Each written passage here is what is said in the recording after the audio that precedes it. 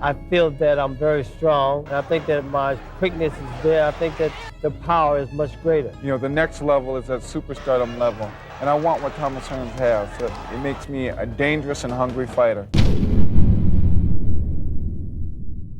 In the red corner, standing at 6'1" and weighing 174 pounds, Detroit's deadliest export, the Kronk Gym Killer, the original Hitman, Tommy Hearns. By 1991, Hearns had already walked through 5 weight classes, left legends twitching on the canvas, and lifted world titles like they were lunchboxes. He'd done light heavyweight before, but this time it was different. Having the recognition from being the first man in history to win 5 world titles, I haven't yet received that yet. This wasn't just about collecting another belt. This was about shutting up the clock, proving that the Hitman still had bullets left in the chamber.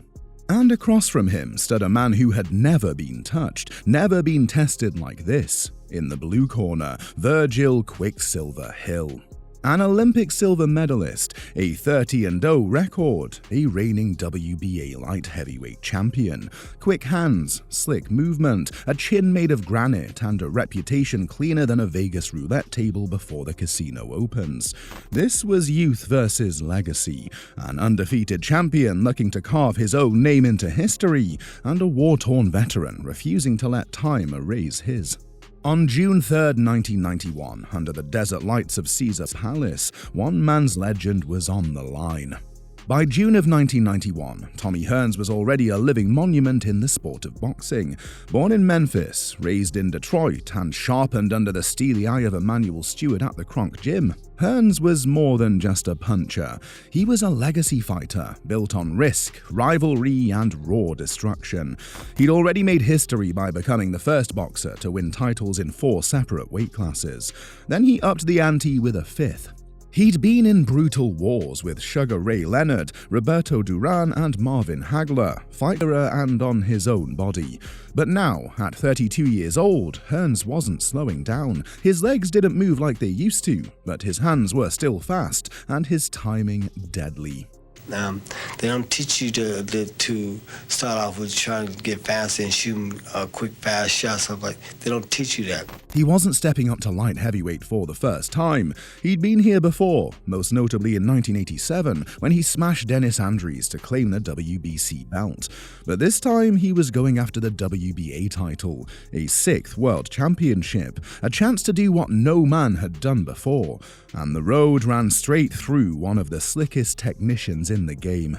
Virgil Hill was 27 years old, undefeated, and entering his physical prime, a proud product of the 1984 US Olympic team. Hill had taken home a silver medal in Los Angeles and then transitioned to the pro ranks under the legendary Eddie Futch. Where Hearns fought with chaos and thunder, Hill was all discipline and control. He didn't come with drama or headlines. He came with a jab like a metronome and an engine that never blew out. At 30-0, Hill had already defended the WBA light heavyweight title 10 times. He wasn't flashy, but he didn't need to be. He broke opponents down over 12 rounds with sharp fundamentals and airtight defense. The matchup raised eyebrows. Hill was the younger, fresher man with fewer miles. He had the reach, the speed, and the belt. But there was a shadow over his camp that few outside the inner circle knew about. Just weeks before the fight, Hill suffered a hyperextended right elbow in training. Conditioning coach and stuff has done extensive studies on boxers and stuff. Even he has workouts particularly for boxing, for boxers. It limited his ability to throw his strongest punches, forging a strategic shift that would linger over the bout like a quiet handicap. Faced with a good opponent and someone that wants to come to win, I rise to the occasion, and so I think they'll see the best of Virgil Hill come June 3rd, definitely.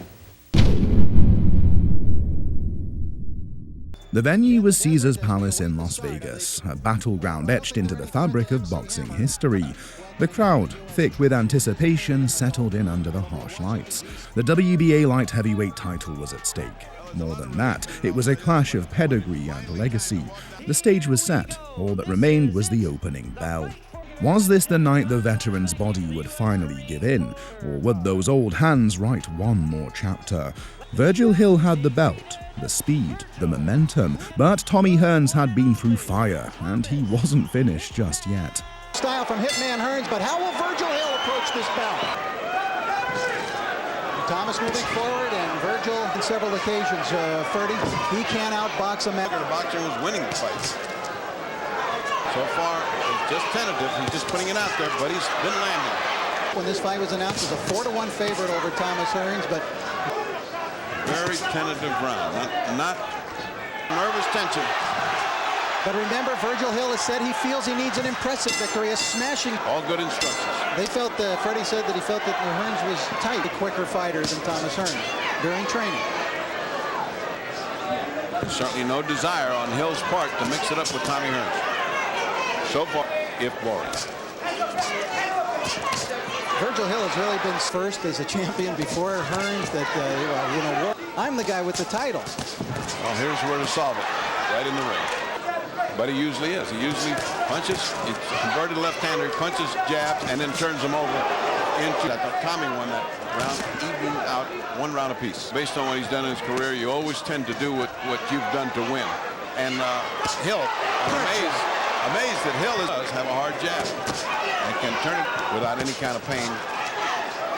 Enough, Hill just tagged him with a left jab. There's that jab from Thomas Hearns, and now Hill brings it right back. Look at this battle of left. Hearns harder.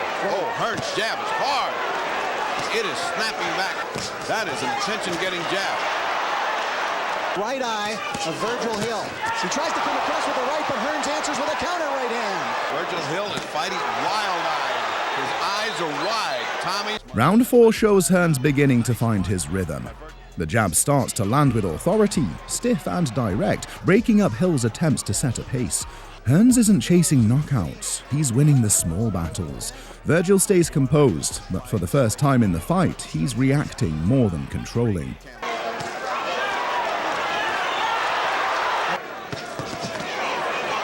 That's the beginning of the triggering that we're talking about. Rounds have been close, rounds have been battles of jabs. Hill comes out the truck.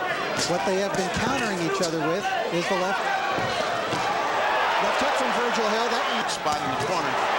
2 good jabs by Virgil Hill, and another one by Hill. Now Thomas Hearns just misses that right. Sloppy fashion has been largely ineffective so far tonight. So far, Virgil's just not moving. He's not on his bicycle. Oh, some advantage to the body.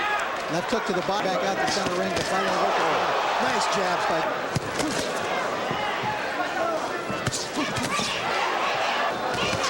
Could well be. Still there for Virgil Hill. Oh. A right uppercut that caught Virgil Hill on the inside. And a follow-up right by Thomas Hearns. Right hand again by Thomas Hearns. What? Left hook from Hearns. Thomas really mixed it up well. Hearns, who's tasted blood. He's tasted what he wanted to.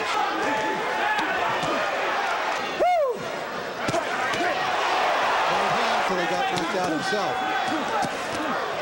This momentum of the champ, again a good right hand. And a bent. And Mills has not warned him yet. I've not seen it. Round 8 is classic Hitman. Controlled aggression behind a disciplined jab. He fights tall, uses the ring and walks Hill into punches. He keeps his guard high, but the combinations start to slip through. The champion looks sharp, but Hearns is dictating tempo now, and he's doing it without overcommitting. So often in his career, he's been as a slugger and a guy with a big shot, but he is taking delight when he's been able to outbox boxers. Most of these solid right by Thomas Hearns, and Virgil Hill felt. What? There's a right hand, and that one shook Virgil. On Virgil Hill. We are in round 9, and Thomas Hearns is enjoying a good round. For lost points here.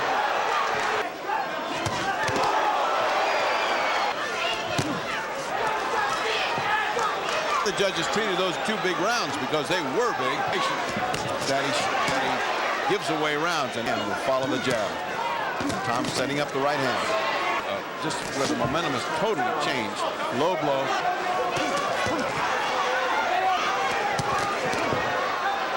Round 11 is vintage veteran savvy.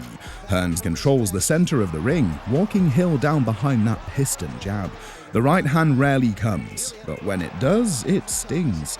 Hill fights back in spurts, but the injury and the pace are wearing on him. Hearns smells it, and he stays composed. Is pleading with Virgil Hill, coming from Freddie Roach. He's going, your hands are free, throws. No, and in a close fight, it just may be the champion that takes it. So even though he's a legend, oh, here comes. Hill trying to be more aggressive, trying to throw the right now. But in doing so, don't forget. As soon as he comes in, Tommy's getting into attack mode. Oh, what a right hand by Tommy. Oh, here tonight. Well, I'll tell you this. Round is not over. It's been Hearns' destiny. Here comes Thomas again. Two right hands.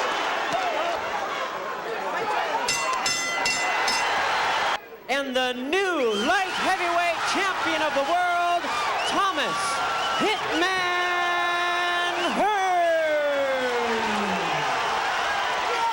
Hearns. A unanimous decision. No knockdowns, no flash, just 12 rounds of Tommy Hearns outboxing an undefeated world champion. With that win, Hearns etched his name even deeper into the record books, becoming the first fighter in history to win 6 world titles in 5 weight divisions. But not everyone agreed with the verdict. Virgil Hill believed he had done enough to keep his belt. He walked out of Caesar's Palace disappointed, but unbroken. Hill would bounce back to reclaim the WBA title the very next year, and later add more world championships to his resume, a Hall of Famer in his own right. But on that night, the better man, or at least on the judges' scorecards, was Tommy Hearns. Legacy secured, history made, the Hitman strikes again. If you live for real boxing stories, subscribe for more Fight Night flashbacks. This is the Boxing Lab. Catch you next round.